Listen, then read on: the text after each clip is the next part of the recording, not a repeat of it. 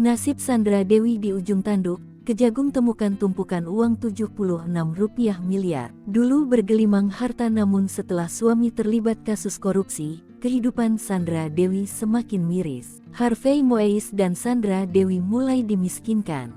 Tak hanya rekening diblokir, uang Rp76 miliar dan emas yang ditemukan di rumah Harvey Moeis dan Sandra Dewi juga disita. Lantas, bagaimana kini nasib Sandra Dewi imbas ulah Harvey Moeis terlibat dalam korupsi timah Rp217 triliun? Dilansir tribunmedan.com, Direktur Penyidikan Jampitsus Kejaksaan Agung RI Kuntadi memastikan telah melakukan pemblokiran aset Harvey Moeis. Hal itu buntut dugaan keterlibatan Harvey Moeis dalam tindak pidana pencucian uang TPPU PT Timah.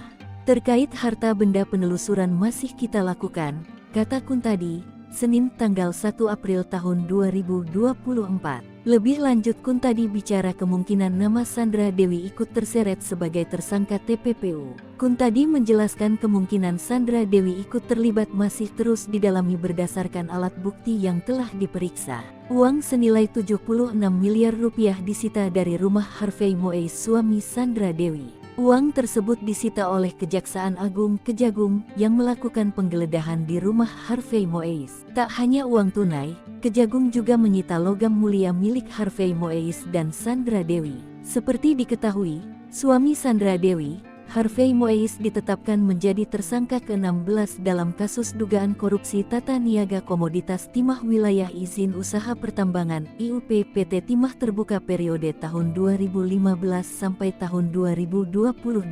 Adapun kerugian yang dialami negara ditaksir mencapai Rp271 triliun. Selain Harvey Moeis, ada pesohor lain yang turut ditetapkan menjadi tersangka yaitu Crazy Rich PIK, Helena Lim.